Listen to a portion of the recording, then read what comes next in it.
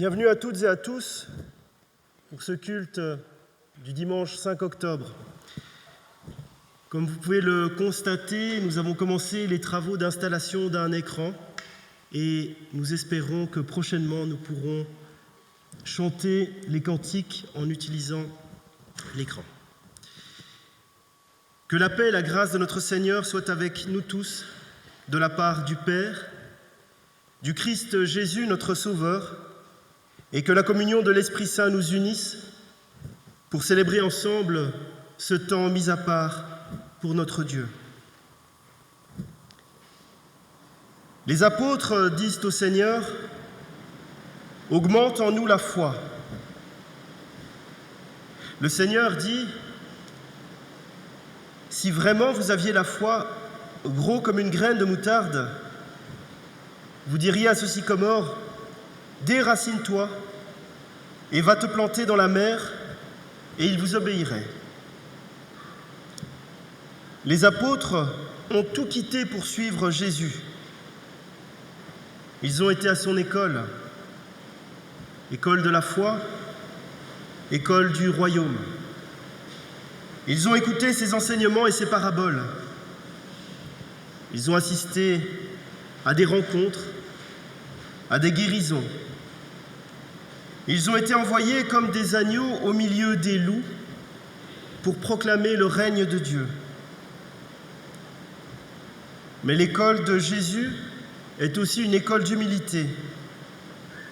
Plus ils apprennent, et plus ils réalisent qu'ils ne savent pas.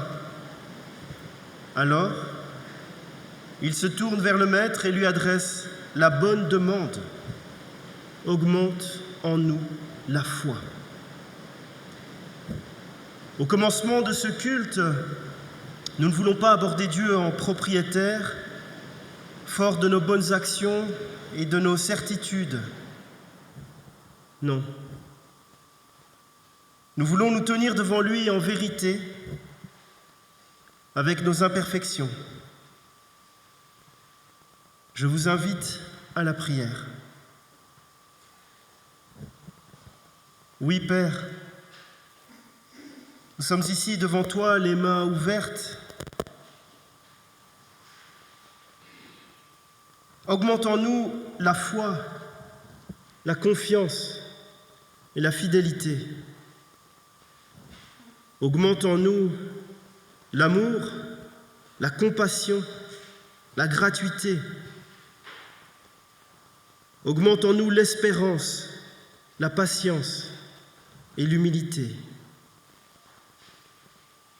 Amen. Et nous chantons ensemble à la page 252, le cantique 21-19, donc à la page 252, « Seigneur, nous arrivons ».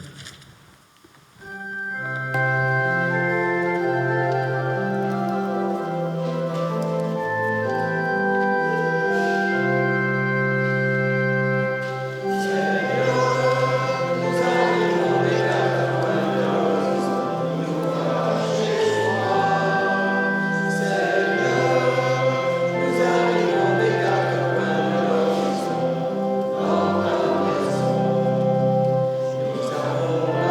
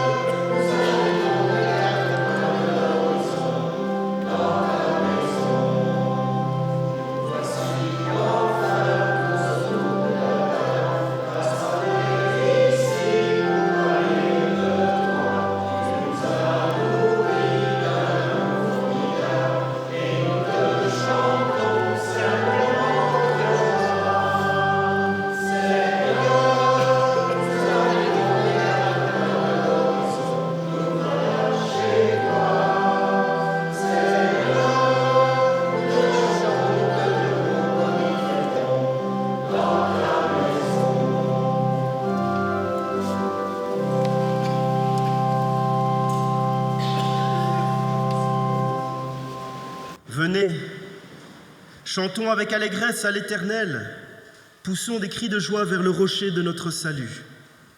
Allons au-devant de lui avec des louanges, faisons retentir des cantiques en son honneur, car l'Éternel est un grand Dieu, il est un grand roi au-dessus de tous les dieux. Il tient dans sa main les profondeurs de la terre et les sommets des montagnes sont à lui. La mer est à lui, c'est lui qui l'a faite, la terre aussi, ses mains l'ont formée. Venez, prosternons-nous et humilions-nous, fléchissons le genou devant l'Éternel, notre Créateur, car il est notre Dieu, et nous sommes le peuple de son pâturage, le troupeau que sa main conduit. Oh, si vous pouviez écouter aujourd'hui sa voix. Parole du Seigneur. Et nous nous levons pour louer ensemble l'Éternel en chantant le cantique 41-28 à la page 600. Le 41-28 à la page 600. À Dieu soit la gloire.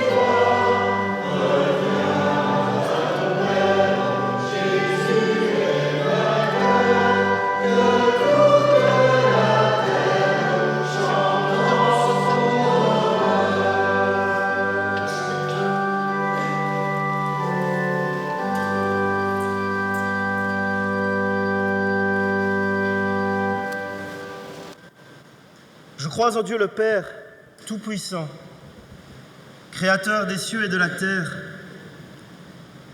L'Éternel règne, il est esprit, il est amour. L'amour de Dieu envers nous s'est révélé en ceci. Alors que nous étions encore pécheurs, Christ est mort pour nous. Je crois en Jésus-Christ, notre Seigneur. Il est venu chercher et sauver ce qui était perdu. Il est le chemin, la vérité et la vie, le même hier, aujourd'hui, éternellement. À ceci, tous reconnaîtront que nous sommes ses disciples, si nous avons de l'amour les uns pour les autres. Je crois au Saint-Esprit, qui rend témoignage à notre esprit que nous sommes enfants de Dieu. Nous avons été baptisés pour former un seul corps. Je crois au royaume de Dieu, à l'amour plus fort que la mort. Je crois à la vie éternelle. La victoire par laquelle le monde est vaincu, c'est notre foi. Seigneur, augmente en nous la foi. Amen. Et nous nous levons pour chanter avec confiance pour le Seigneur en chantant le cantique 45-21 à la page 706. Trouver dans ma vie ta présence.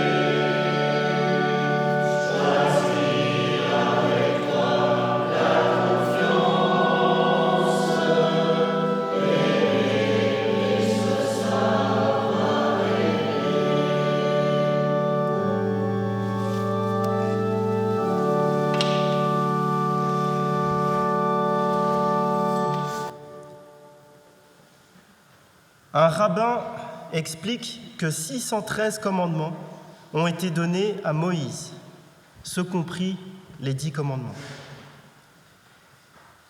365 de ces commandements étaient négatifs, tu ne feras pas, comme le nombre de jours de l'année. Et 248 commandements étaient positifs, tu feras, comme le nombre exact d'os dans un squelette humain. Ces 613 commandements ont été résumés notamment par le prophète Michée, qui a résumé la loi en 3 commandements. Il a écrit « On t'a fait connaître, ô homme, ce qui est bien, et ce que le Seigneur demande de toi. C'est que tu pratiques le droit, que tu aimes la bonté et que tu marches humblement avec ton Dieu. » Le prophète Amos a lui résumé la loi en 2 commandements. Il a écrit « Ainsi parle le Seigneur à la maison d'Israël, cherchez-moi et vivez. » Mais c'est Habakkuk qui a résumé la loi en un seul commandement, quand il a écrit « Le juste vivra par la foi ». Je vous invite à la prière.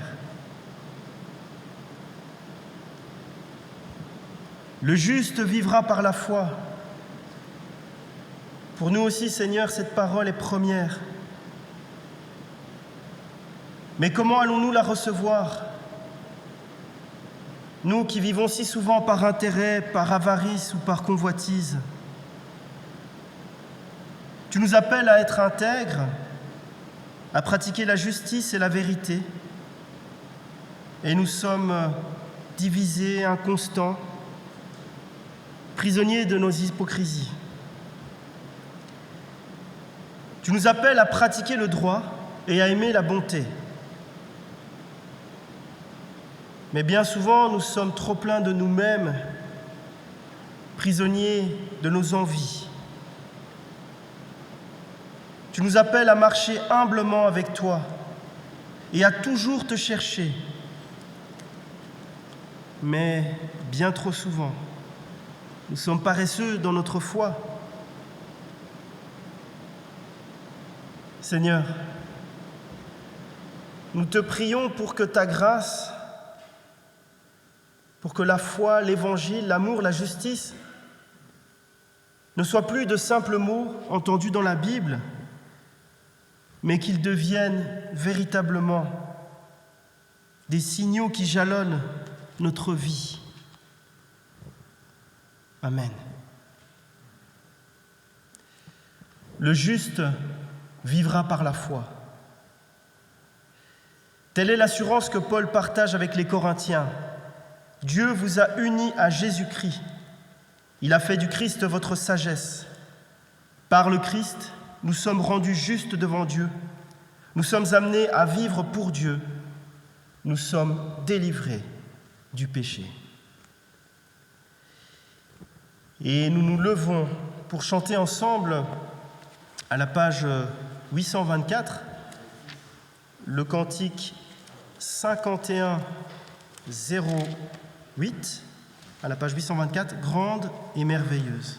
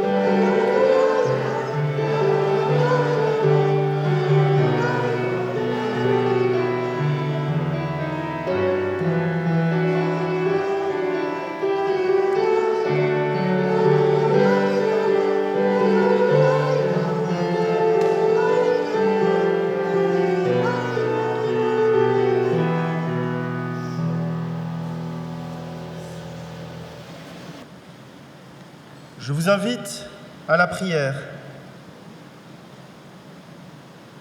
Seigneur, regarde ce pays, regarde nos vies. Vois la famine qui y règne. Nous avons faim de sens et de paroles vraies. Nous avons soif de nouvelles naissances. Nous avons faim, Seigneur. Accueille-nous au festin de ta parole. Nous avons soif. Ouvre les écluses de ton esprit. Amen. Vient maintenant le moment des lectures bibliques. Et nous avons comme première lecture 2 Timothée 1, les versets 6 à 14.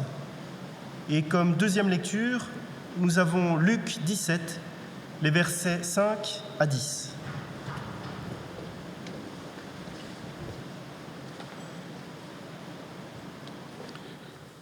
Deuxième épître de Timothée, chapitre 1, les versets 6 à 14. C'est pourquoi je t'exhorte à ranimer le don de Dieu que tu as reçu par l'imposition de mes mains. Car ce n'est pas un esprit de timidité que Dieu nous a donné, mais un esprit de force, d'amour et de sagesse. N'aie donc point honte du témoignage à rendre à notre Seigneur, ni de moi son prisonnier, mais souffre avec moi pour l'Évangile, par la puissance de Dieu qui nous a sauvés et nous a adressé une sainte vocation, non à cause de nos œuvres, mais selon son propre dessein, et selon la grâce qui nous a été donnée en Jésus-Christ avant les temps éternels, et qui a été manifestée maintenant par l'apparition de notre Sauveur Jésus-Christ, qui a détruit la mort et a mis en évidence la vie et l'immortalité de l'Évangile. C'est pour cet Évangile que j'ai été établi prédicateur et apôtre, chargé d'instruire les païens. Et à cause de cela, je souffre ces choses, mais je n'en ai point honte, car je sais en qui j'ai cru, et je suis persuadé qu'il a la puissance de garder mon dépôt jusqu'à ce jour-là. Retiens donc la foi et dans la charité qui est en Jésus-Christ, le modèle des saines paroles que tu as reçues de moi. Garde le bon dépôt par le Saint-Esprit qui habite en nous.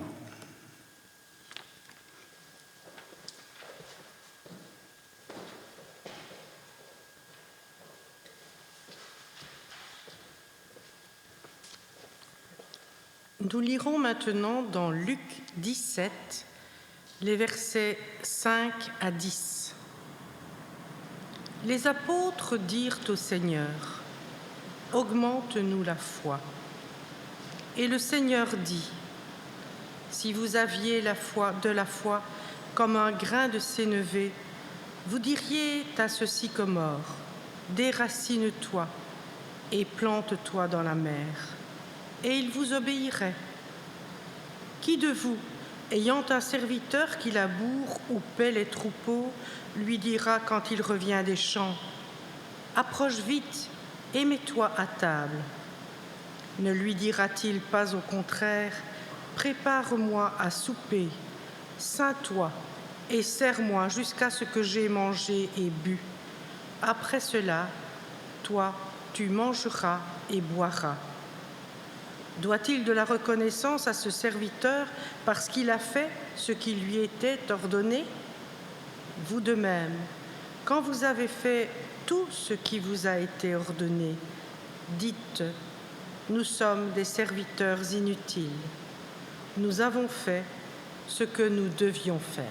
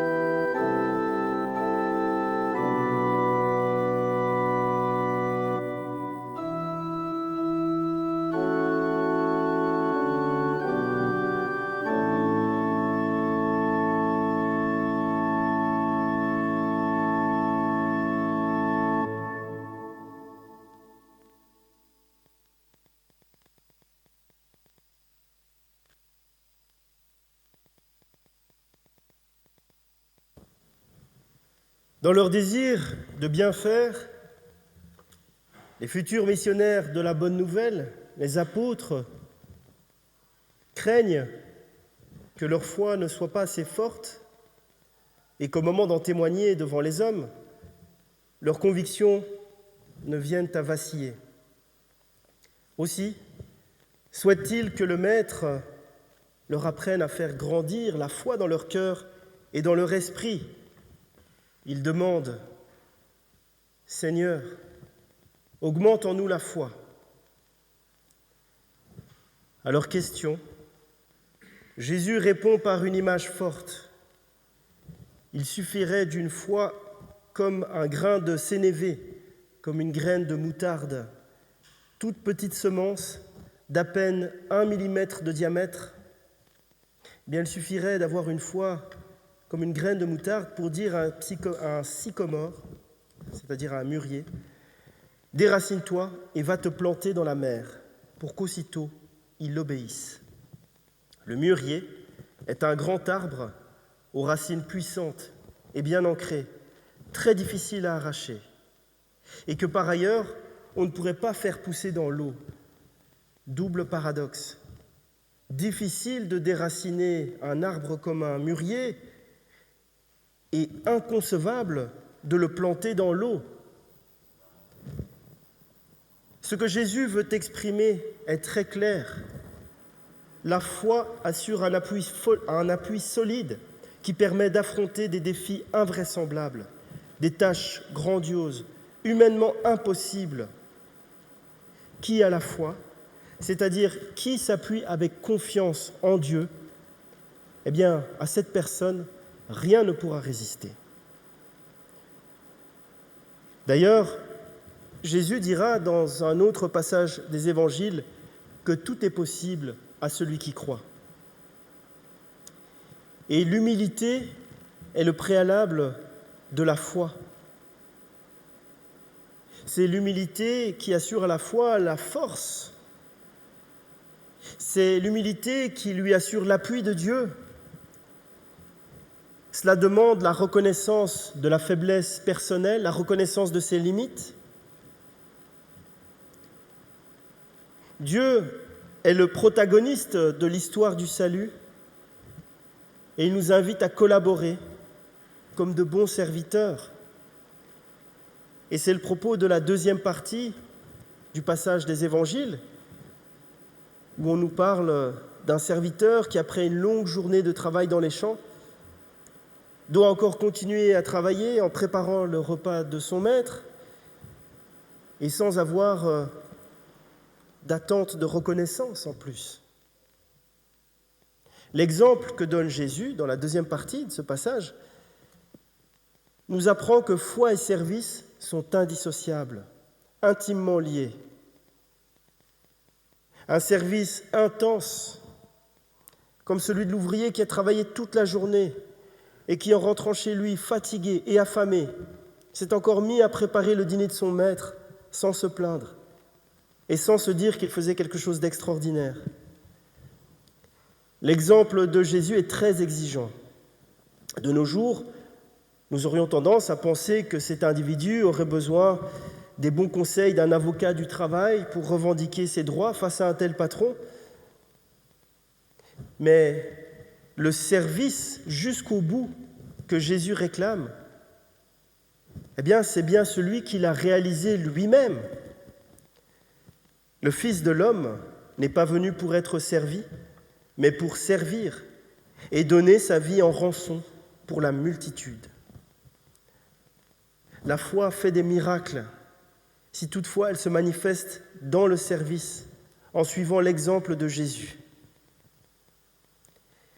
Cela étant dit, nous ne sommes pas appelés à servir en quête d'une récompense, mais nous sommes appelés à servir pour imiter Dieu, qui s'est fait notre serviteur par amour pour nous. Face à cela, comme les apôtres autrefois, eh bien, nous pouvons sentir que notre foi est petite et nous pouvons demander « Seigneur, augmente en nous la foi ». Et la réponse de Jésus est très instructive. Une foi comme une graine de moutarde suffit pour mettre en action la puissance de Dieu qui peut s'accomplir dans de grandes choses. On pourrait par exemple citer Hudson Taylor, c'était un missionnaire en Chine au XIXe siècle, et il a dit « Nous n'avons pas besoin d'une grande foi, mais d'une foi en un grand Dieu. » Il voulait dire par là que nous devons placer notre confiance en Dieu, qui est à l'œuvre, donc placer notre confiance en Dieu et pas dans nos propres forces, pas dans nos propres capacités. Il faut s'en remettre à Dieu. Ayez foi en Dieu, disait Jésus à ses disciples. La foi n'est pas une réserve personnelle déjà constituée dans laquelle nous puisons au fur et à mesure de nos besoins. Ce sont les circonstances de la vie qui la mettent à l'épreuve et notre foi grandit au fur et à mesure que nous nous abandonnons à Dieu dans une confiance totale en lui. Il peut alors accomplir ses plans pour notre vie et nous pouvons l'en remercier. Nous pouvons l'en remercier même si nous n'aurions pas forcément choisi les mêmes chemins, mais à chaque étape, notre foi s'ancre davantage dans ce Dieu d'amour, sage et puissant. La foi peut déplacer des montagnes. Qui n'a jamais entendu cette maxime ? Même une infime quantité de foi permet de surmonter des montagnes. Et on peut penser aux montagnes de nos soucis, aux montagnes de nos peurs, aux montagnes de nos préjugés, aux montagnes de nos déceptions, aux montagnes de nos tristesses. Dès le début de l'évangile de ce jour, Jésus nous dispense un enseignement capital en disant « La foi, si vous en aviez gros comme une graine de moutarde, vous diriez au grand arbre, déracine-toi et va te planter dans la mer, il vous obéirait. » Le plus important, ce n'est pas la quantité de foi, mais la qualité, la sincérité. Ce qui compte aux yeux de Dieu, c'est le secret intime de notre cœur, contenant une toute petite graine de vie, d'espérance et de sentiments authentiques. Et que devons-nous tirer de cet enseignement, de cette réflexion du Christ ? Eh bien, pour être un fidèle serviteur du Seigneur, pour être un chrétien crédible et authentique, nous devons attentivement écouter la parole et cultiver en nous cette confiance, cette foi qui nous conduira vers la demeure éternelle. Et la foi demande aussi des œuvres. Elle demande de se traduire dans un deuxième temps en action. Une foi en action, c'est une foi en bonne santé. Une foi sans œuvre, elle s'évanouit, ce n'est rien. Et il suffit de peu de choses, prendre le temps de prier, s'occuper des nécessiteux, méditer la parole, avoir une pratique communautaire de la foi. En citant 2 Timothée, on peut dire « Car Dieu ne nous a pas donné un esprit de lâcheté, mais un esprit de puissance, d'amour et de bon sens. Car Dieu ne nous a pas donné un esprit de crainte, mais de puissance, d'amour et de conseil. » Dieu nous aide à avoir le courage de faire le bien, de faire ce qu'il convient.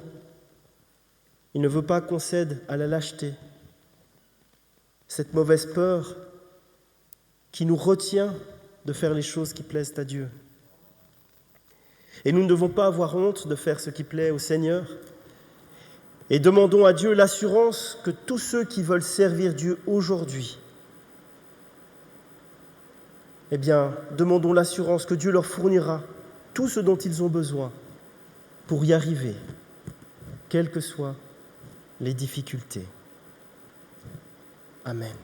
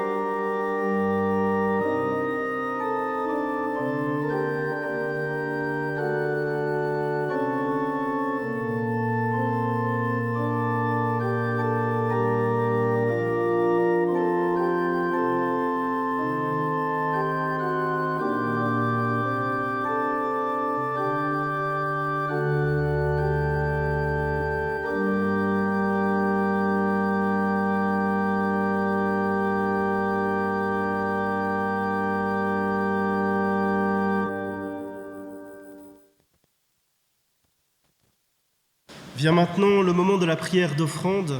Pour rappel, vous trouverez des troncs à l'entrée et il est possible de laisser une offrande avant ou après le culte.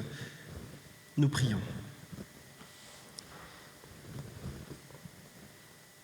Dieu notre Père, tu nous combles de tes bénédictions, jour après jour. Et notre geste d'offrande d'aujourd'hui en est un modeste témoignage. Inspire-nous aussi d'autres gestes d'offrande qui ne soient pas que des gestes matériels, mais aussi des gestes d'amitié, de tendresse. Amen. Et nous nous levons pour chanter ensemble le cantique du mois. Donc c'est le cantique 44-16 à la page 674. À toi nos cœurs.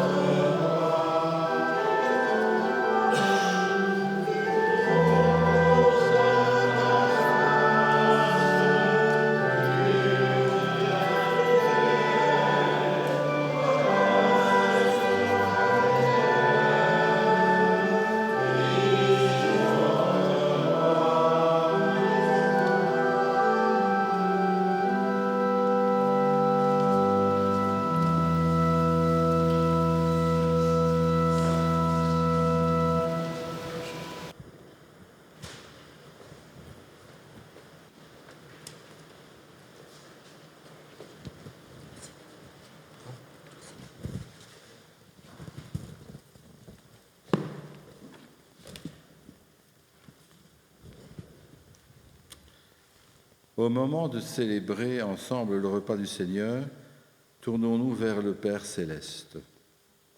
Vraiment, il est juste et bon de te rendre grâce, Père éternel, par Jésus-Christ, ton Fils bien-aimé. Il est ta parole vivante. Par lui, tu as créé toutes choses. Tu l'as envoyé comme sauveur pour accomplir ta volonté et rassembler un peuple qui t'appartienne. Détruisant la mort, il a fait triompher la vie. Nous chantons en son honneur avec tous les saints de tous les temps et de tous les lieux. Chantons le cantique 62-42, page 983, Saint, Saint, Saint. Seigneur,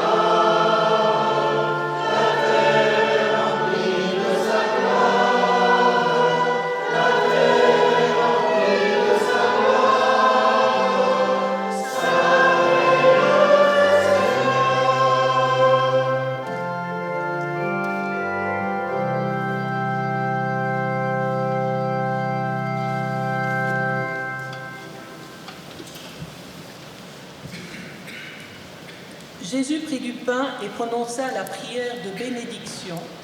Puis il le rompit et le donna aux disciples en disant « Prenez, mangez, ceci est mon corps. » Il prit ensuite une coupe et remercia Dieu, puis il la leur donna en disant « Buvez-en tous, car ceci est mon sang, le sang de la nouvelle alliance qui est versé pour beaucoup, pour le pardon des péchés.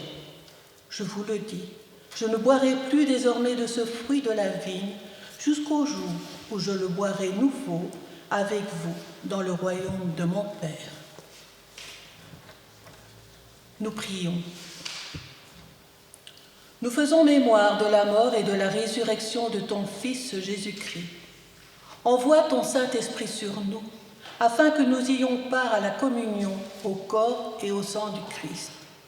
Qu'elle transforme notre vie, afin que nous vivions déjà dans la paix que tu nous promets et que nous devenions ensemble, à notre tour, des artisans de paix. Amen. Amen. Dans la foi en Jésus-Christ, soyez toutes et tous les invités au repas du Seigneur. Venez, car tout est prêt, nous dit le Seigneur, et nous pouvons former un cercle autour de la table de communion.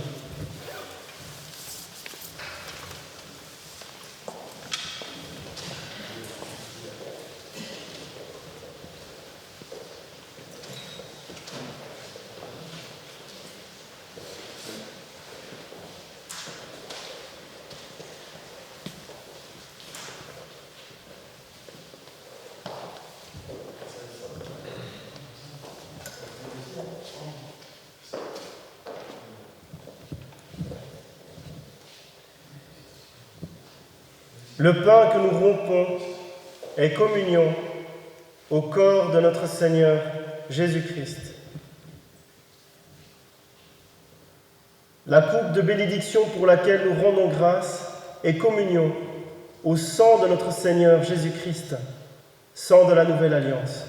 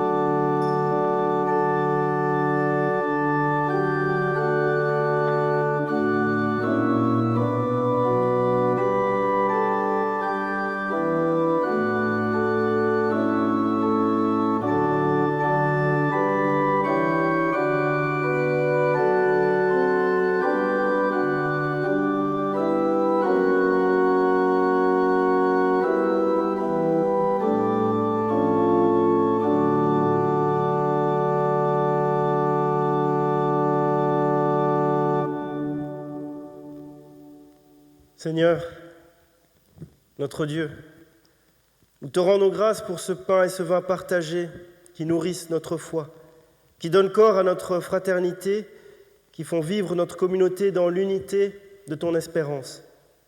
Seigneur, à nous qui sommes réunis en ton nom et en ta présence, permets-nous de vivre jour après jour en témoin de ton évangile. Unissons-nous dans l'intercession. Seigneur notre Dieu, toi qui es amour et qui nous appelles à refléter ta lumière, nous nous tournons vers toi pour te confier le monde, pour te confier tous ceux qui ont besoin de ta grâce. Dieu d'amour, tu as créé l'homme à ton image, et pourtant nos mots divisent bien plus souvent qu'ils n'unissent. Apprends-nous à parler avec sagesse, à répandre autour de nous des mots qui guérissent, qui relèvent, à témoigner de ta vérité avec respect. Seigneur, nous te prions pour les pauvres, pour les oubliés, pour ceux dont la voix n'est pas entendue, pour ceux qui subissent l'injustice et l'exclusion, pour ceux qui luttent simplement pour survivre. Seigneur, fais que nous sachions être leur voix et leur soutien, et que notre parole serve à défendre et à réconforter.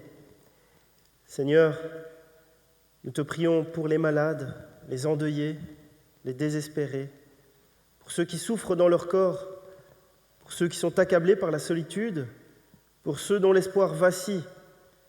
Mets sur notre langue des paroles de consolation et fais de nous des témoins de ta présence auprès d'eux. Seigneur, nous te prions pour ceux qui exercent l'autorité dans ce monde, pour les dirigeants des nations, pour tous ceux qui prennent des décisions impactantes, les plus vulnérables. Inspire-leur des paroles de justice, des paroles de vérité, et donne-leur le courage de chercher la paix plutôt que le pouvoir. Seigneur, nous te prions pour ton Église, pour qu'elle soit un lieu où la parole est proclamée avec force et amour, un espace où chacun peut entendre la bonne nouvelle du salut.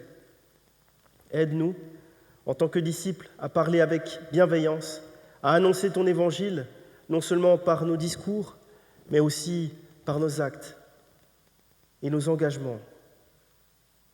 Seigneur, nous te le demandons au nom de Jésus-Christ, lui qui est parole vivante. Et nous te disons ensemble la prière que Jésus nous a laissée. Notre Père qui es aux cieux, que ton nom soit sanctifié, que ton règne vienne, que ta volonté soit faite sur la terre comme au ciel. Donne-nous aujourd'hui notre pain quotidien. Pardonne-nous nos offenses, comme nous pardonnons aussi à ceux qui nous ont offensés. Ne nous soumets pas à la tentation, mais délivre-nous du mal, car c'est à toi qu'appartiennent le règne, la puissance et la gloire, pour les siècles des siècles. Amen. La paix et la grâce qui viennent de Dieu vous sont données. Allez dans la paix du Christ. Nous pouvons retourner nous asseoir.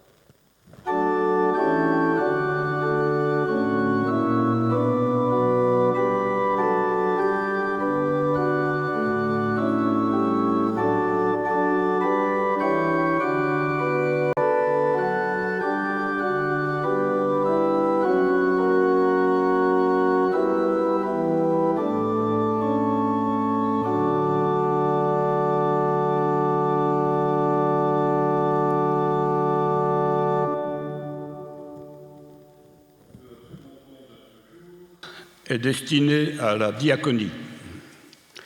Alors, quelques annonces. Le consistoire se réunira en pôle 1 avec les paroisses de Dour et Boussu ce mardi 7 octobre à 19h au temple de Boussu-Bois. Deuxième annonce.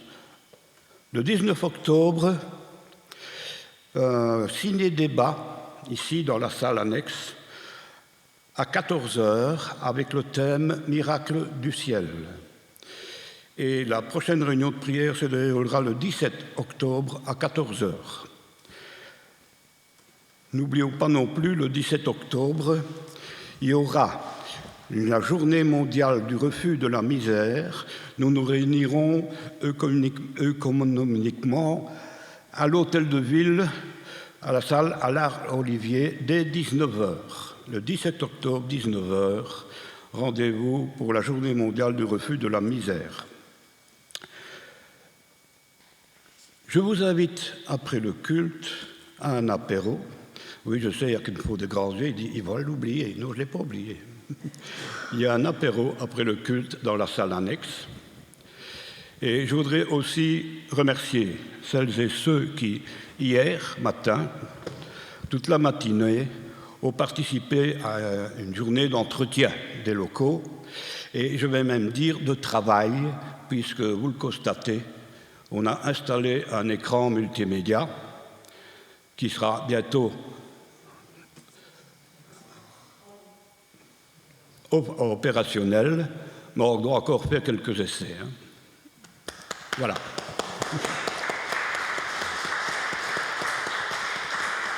Et la deuxième chose que je voulais dire qu'on a fait hier, on a fait un petit exploit. On a fait un exploit puisqu'on a réussi à monter tout le village de Noël complet à la galerie. Il sera installé avant Noël. Ça, je vous le promets, avant Noël. Je ne sais pas quand. Mais il y a encore quelques travaux à faire, quelques bâtiments à réparer, à reconstruire et une décoration à faire aussi. Et sur peut-être une décoration lumineuse. Et vous aurez l'occasion de monter à la galerie par petits groupes, bien sûr, parce qu'on ne peut pas monter tous ensemble. La galerie, bon, il y a des règles fixées par les pompiers, mais vous aurez l'occasion d'aller visiter ce village qui, à une certaine époque, était construit ici dans le temple, d'un côté ou de l'autre, et qu'on n'a plus fait depuis un certain temps quand même. Eh bien maintenant, il sera perpétuel là-haut.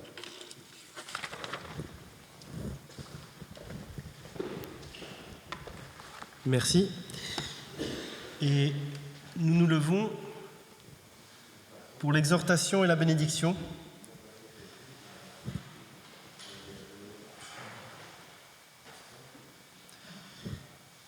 Frères et sœurs bien-aimés, que la parole d'amour du Seigneur soit une lampe à vos pieds et une lumière sur vos sentiers.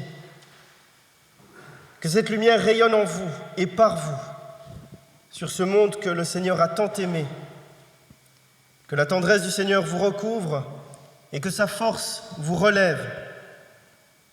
Sur ce chemin de vie, allez dans sa paix et dans sa joie. Père, Fils et Saint-Esprit. Amen. Et nous pouvons chanter ensemble à la page 261, le cantique 2205, « Dans ta parole, ô Dieu », donc c'est à la page 261.